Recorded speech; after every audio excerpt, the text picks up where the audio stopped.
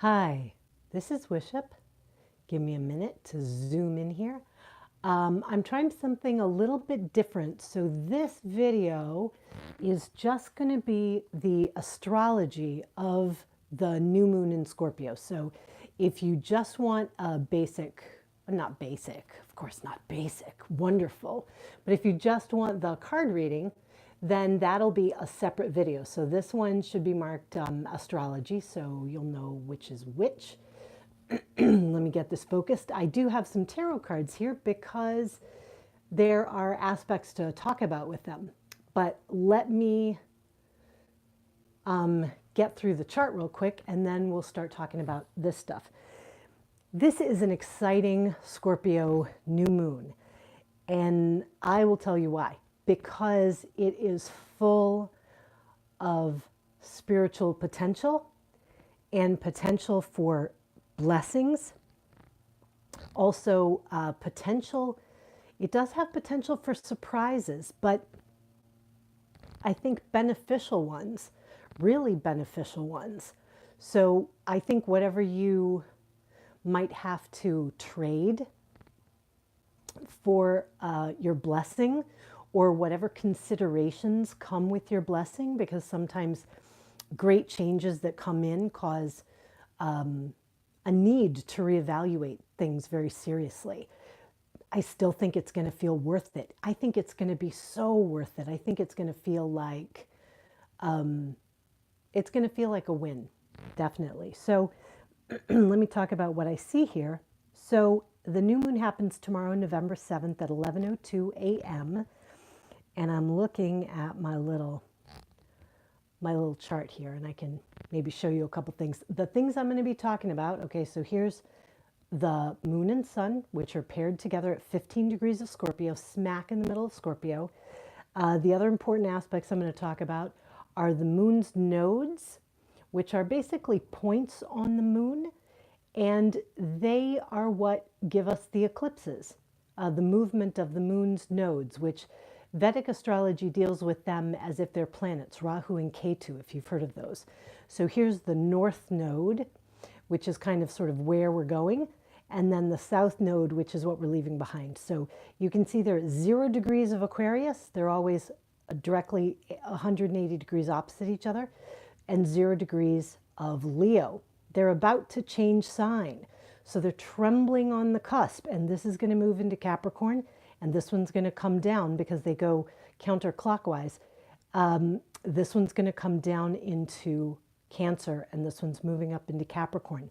So what that means is that the issues we've been dealing with on the Leo and Aquarius axis are now going to change to a new set of issues on the Cancer-Capricorn axis. So I'll talk a little more about that. The other things I'm going to be talking about are this very important Neptune at 13 degrees 46 minutes of Pisces, so very close to the 15 degrees here in Scorpio. These are both water signs, so this relationship between them is called a trine. So when they're at basically the same degree in a matching element sign, in this case Scorpio and Pisces, they are supporting each other. They're emphasizing and enhancing the influences of each other. So the other issue I wanted to talk about, this trembling on the cusp kind of energy, because I talked about the nodes trembling on the cusp. Oh, let me talk here. We have Jupiter, 29 degrees of Scorpio, trembling on the cusp, because at 30 degrees, he's going to go into Sagittarius, which is his home sign, and he's eager to get there. So I'm going to talk a lot about this cuspy energy. So we've got Jupiter on the cusp. We've got the nodes on the cusp. We've already had Chiron trembling on the cusp. Here he's at 28 degrees, not 29, but he's been trembling on the cusp because he sort of went into Aries and then retrograded into Pisces. Here we have Uranus, who did the same thing, went into Taurus, retrograded back into Aries. And again, 29 degrees, 57 minutes is where he's going to be, trembling on the cusp. So now I'll put this down because I know it's kind of trembly, but the idea behind highlighting these cuspy planets or points in the case of the nodes of the moon is that, I know I've said it before, but I'll say it again. Planets greet you when they arrive in a sign and when they leave the sign. Those are the two most important moments, right? Like you're having a party and the planet Jupiter comes into your party. It's like, hey, meets everybody at the door. And now the party changes a little bit because the chemistry of this added character. And then we experience something else when the person, or in this case, the planet, leaves the party. Maybe they give you a big kiss and hug goodbye and it's an affectionate farewell. Maybe when they leave, you can't wait to see the door shut behind them because you got really tired of their energy. So there's this hello and goodbye quality that is very important. You know, a lot of people say with relationships, make sure you have good hellos and good goodbyes so that that's what people will remember. And so this is the kind of energy that we get on the cusps. So with Jupiter on the cusp right now of going into Sagittarius, which I think he's going to do in just a couple days after the new moon, he is straining to get into his home sign. He loves being in his home sign. He rules it. So he's leaning into it. And the good news about that is Jupiter is the great benefic. He is the giver of blessings. And Sagittarius is the luckiest sign of the zodiac. So as he's leaning forward to this new party he wants to go through, his arms are filled with goodies. He does not show up at a party without a gift. And so we are looking for blessings from Jupiter. So what does it mean that we have this other big character, which is Uranus, sitting at 28 degrees of Aries. So he's trembling on the cusp. Now he's retrograding, but we know he's eventually heading into Taurus because he just touched it and he kind of came back. Now he's going to head back over. While he's on the cusp, it's like he's standing in the doorway and you're like, well, come on in, but he hasn't really left the outside. So there's kind of like wind blowing in from the outside and you're like, come all the way in, why don't you? And it looks like he can't make up his mind which way he's going to go. This unstable energy also enhances the attention because sooner or later everybody in the room feels the draft and we're all looking over at Uranus standing in the doorway like, come on already. Like it draws attention. It creates emphasis and impact. So Uranus is already a very impactful planet, right? Electric, futuristic, insightful, excuse me, has to do with liberation. So very much a lightning bolt kind of quality to Uranus. And right now he's trembling on the cusp, which means he's liable to kind of lend his lightning everywhere. Now we know he's heading toward Taurus eventually. So he's leaning that way. So we're going to look for Uranus to have that striking, shocking effect in areas that Taurus deals with, which would be property, beauty, strength, health, nutrition, but also a lot to do with things like money and property and even luxury items, aesthetics, issues of style, issues of having things, you know? And so Uranus wants to create surprises, liberation, excitement in Taurus. And Jupiter wants to give blessings. So how great is that? I mean, it really could mean for some people that Jupiter comes into Sagittarius with blessings and Uranus allows a surprise windfall of something luxurious, of something beautiful, of something of property. It could also be, because I try to remind people, you spend your time like coins. Your time is one of your great resources. So I'm sorry to keep clearing my throat. I'm getting over something, so I'm going to try not to cough all the way through this. Let me take a sip of tea if I can reach it. So far I've had to re-record a couple times because of coughing jags. So let's see. Big sip of tea. Excellent. Okay. So the idea is that Uranus could bring a surprise in this area, But because we've got the new moon and the sun paired together in Scorpio, which is the house of endings, but is also the house of other people's resources. This is not like your earned income. This is stuff coming from outside you, other people. So it could be a gift from a relative. It could be the final resolution of a will, for example. This could be I had the thought come to me, so I'm going to share it with you, of an early distribution, meaning that somebody who's getting older decides that in order to make sure that they give out things exactly the way they want to, they are going to personally hand them out while they're alive. They would like to give them as gifts. And so there's a gift-giving quality that goes on. So these are some of the things that I'm sort of expecting. You could also get a spiritual gift. Of course you could. It will have some effect on your day-to-day life because Taurus is in the mix.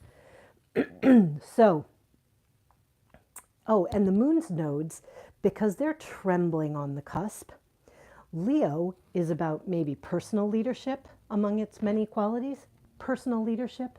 Aquarius can be about group leadership, meaning Leo says, I'm going to start the parade and I'm so charismatic and bold and right that everybody will fall in behind me. And Aquarius says, my ideas are so great, I'm going to persuade everybody, I'm going to build a coalition, I'm going to get a collaboration of people with me, and that's how I'm going to start my movement, right? So Leo will let a movement form behind them. Aquarius starts right away with organizing. So they do have leadership qualities, both of them, but in slightly different ways. Now that the moon's nodes are going to move into Cancer and Capricorn, we have this notion, Cancer is a very mother-related sign. It can be related to early childhood, emotional security, the home.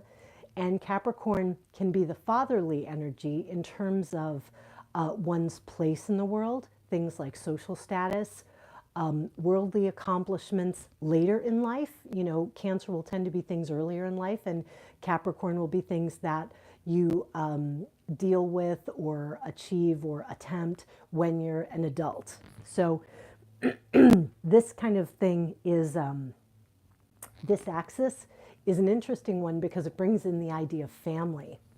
So that's another reason why, because we had Scorpio with the house of endings, and we've got this sort of, we're on the threshold of this real family energy, which can deal with things like ancestors and legacies and your posterity. What legacy are you leaving for the future, and what did you inherit, for good or for ill? It doesn't have to be a tangible inheritance.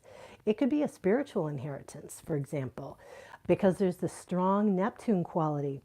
You may discover that a relative was involved in something or expert at something or practiced something that you were not aware of. And it comes as an epiphany, as a lightning strike. And you realize that that is something that is very alive and very real for you.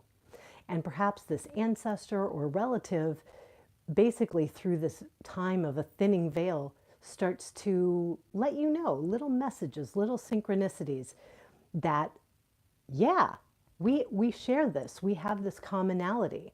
You have part of this inheritance from me, through us, through our family. So there could be situations like that. Let me make it real mundane too, because there's every kind of situation that could happen.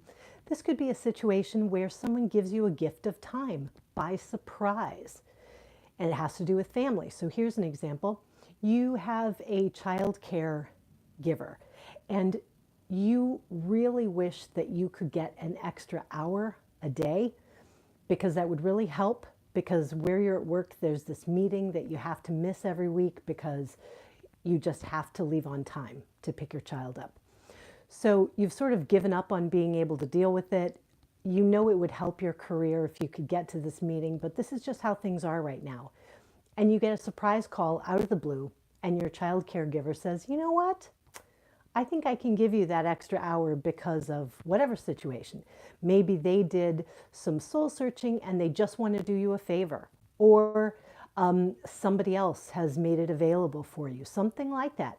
And that extra hour that you can get, you know, every other Wednesday or something like that is more valuable to you than anything you could pay that person, because you trust them, they're great with your kid, you have total peace of mind about that extra hour, and now you are able to make strides, tangible strides in your career that you just couldn't without this. So, and it could be that this has been an issue, but you would never pull your kid away from that caregiver because they're so great in 95% of the ways that you're not going to let this one thing ruin it. But now you get a surprise opportunity to make a big gain. And it's going to be a blessing to you. It's going to be a blessing. And you're going to feel really grateful. So now let's talk about the tarot cards. Like, why did I pull these tarot cards? Because the areas that we're dealing with deal with Scorpio, which cover the 4, 5, and 6 of cups, are ruled by Scorpio. So this would be like the first 10 degrees, second 10 degrees, third 10 degrees. Decans, they call them, because they're 10 degrees. This is of Taurus. So 4, 5, and 6 of Taurus. So the first 3 cards within the minor arcana in a suit are the cardinal sign. So whatever sign starts the season. The second 3 cards in the minor arcana suit will be the fixed sign within that suit. And then the third 3 cards going up to the number 9 will be the mutable sign within that particular water, air, earth, fire. So just in case you haven't seen that before. So the idea is we're dealing with heavy duty Scorpio energy, and we're dealing with this Taurus energy because Uranus is pushing towards it.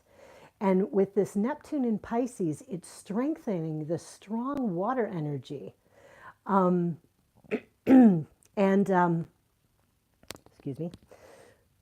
So these cards all have to do with issues of giving and receiving, which is what these blessings are going to be about.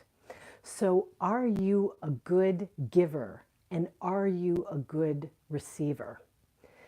Because you might give very freely to other people, but when they want to do something for you, you may discourage them or not be very grateful or not give them a chance in a way to pay you back, so to speak. Relationships, this is a really good card depicting that. Relationships require a kind of equity. They require a level playing field, meaning that everybody knows what the other person is bringing to the relationship.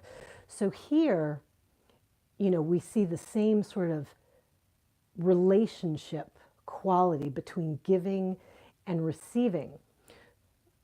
And when you take from someone, if you feel like you can never pay them back, like maybe they really bailed you out in trouble and you feel like there's no way you can ever pay them back, it can be unbalancing to the relationship.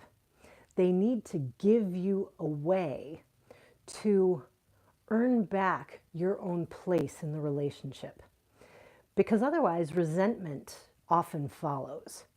So this has happened a million times. It's probably happened to you or been done to you at some time, where you do somebody a huge favor and then not long after, it seems like they're dodging you or they're mad at you or they resent you. And you're thinking, why are you treating me like that? Because I did you a huge favor. I really helped you.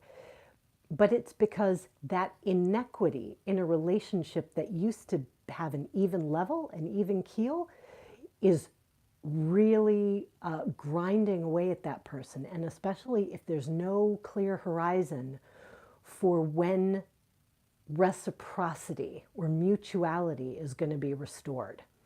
So if you're in a situation right now, an opportunity here at this new moon, if you're in a situation where somebody, you feel like they really should be grateful to you for something, but they're kind of being jerks, what you might do is think about, are there ways you can offer them a chance to do something for you? Like maybe you really bailed them out in a financial way, but you go to them and go, hey, I was thinking about making zucchini bread for the holidays. Can I borrow your recipe? Yours is the best. And give them a minute to think about it. Maybe they come back and go, yeah, you know what? I make a lot of extra loaves. You know that. How many do you want? I could do it for you. And you're like, well, I'd like 5 of them. And they're like, okay. And what happens is they bake you the 5 loaves of zucchini bread, and maybe you end up with a few of them in your freezer. But they have now been able to do something for you from their specialty, from their area of strength. And now we can settle the balance. We don't have to feel beholden to each other, and we don't have to feel bitter. We don't have to feel less than.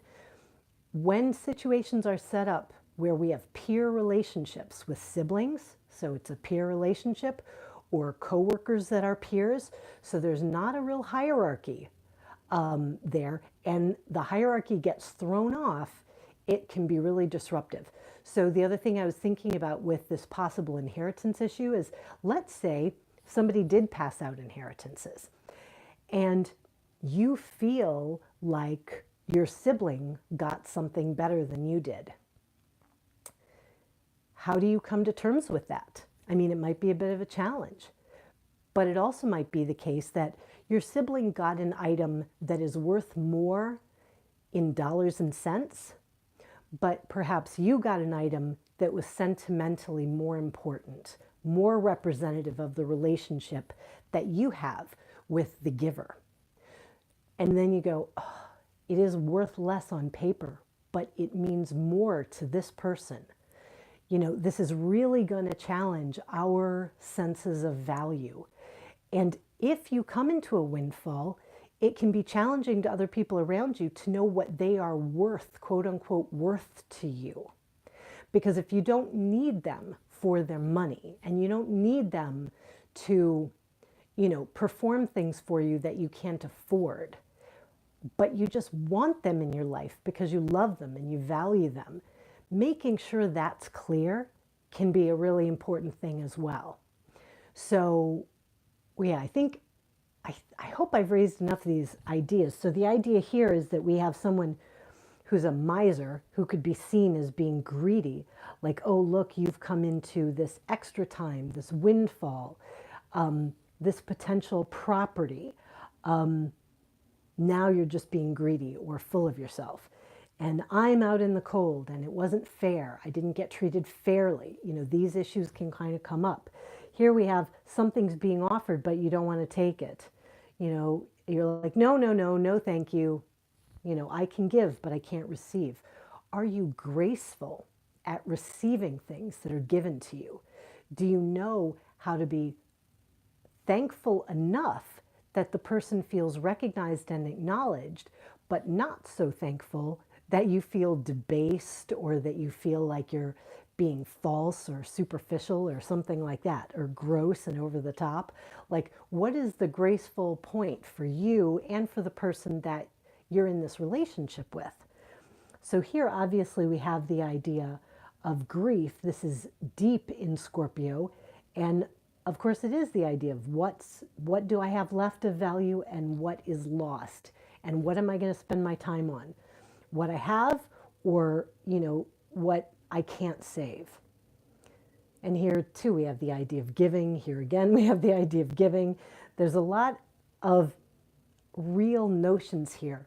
And we all want blessings, but it is hard to be a blessing magnet when you're not a good receiver. When you're not a graceful receiver, it's hard to get the blessings you want. And especially because many of us feel like, I would be happy to take this blessing impersonally, right? I would love to just win the lottery and have some faceless person at that organization, give me my prize. And that would feel comfortable. But what does it mean if it's a personal kind of blessing, where somebody does something for you that maybe you even see as a sacrifice on their part. And they want to do it. They're doing it because they think it's absolutely the right thing to do, the best thing to do. They're doing it out of their joy, but you see it as a sacrifice. Can you accept it? How do you feel about that? I mean, or are you doing that with someone else? Are you making a clear sacrifice on someone else's behalf and saying it's no big deal, and then not acknowledging the fact that they may feel discomfort about that? So sometimes, like in the zucchini bread example, we have to kind of try to work around it and scheme around it. But hopefully in your closest relationship, your nearest and dearest, you'll be able to draw some of these things out in the open in a more transparent way, just to go, I feel strange about some of this stuff. I'm not quite sure how this works. How do we do this together? Like, how do we get the results that we want and feel great about each other, have a strong relationship, and not feel like one of us is less than or more than, or one of us has been taken advantage of, or that kind of thing. So these are really going to be issues of gratitude and ingratitude and giving and taking and blessing and receiving.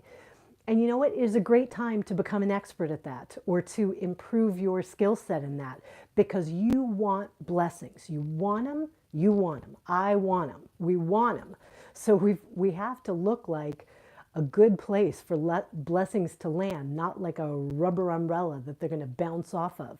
They're like, well, we sent the, rain of golden blessings your way, but you had like a rubber umbrella and like nothing could touch you. You're like, don't be that. Don't be that person. And I'm going to try not to be that person.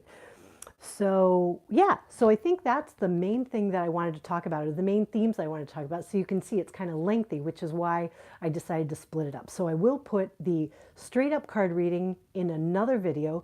Please let me know if you like this format. Thank you very much for your time. I think it's a very exciting time of year. As I said, the spiritual gifts are also coming through very heavily. So can you accept a spiritual gift? Oh, and I suppose I should say the most important thing, maybe the most important thing, is don't assume these things have to work themselves out overnight. If you get a windfall of some sort, a spiritual gift, a something, you can keep it to yourself for a couple weeks while you're figuring it out, while you're doing a little research. Like, because Jupiter's heading into Sagittarius and Uranus is there shocking things up, people may want to make grand gestures, very grand gestures. Don't be pushed into a grand gesture that is a sacrifice that you're not willing to make, or that you will regret later. Because everybody else was bidding on the charity auction. So you jumped forward with this really huge bid at the charity auction and everybody's congratulating you. And the shock you feel later is the shock to your bank account when you actually deliver the check. Like, oh no, what did I do? That's my spring vacation. So yeah, you did a great thing for charity. Yeah, it was a great blessing, but you really shocked your own value.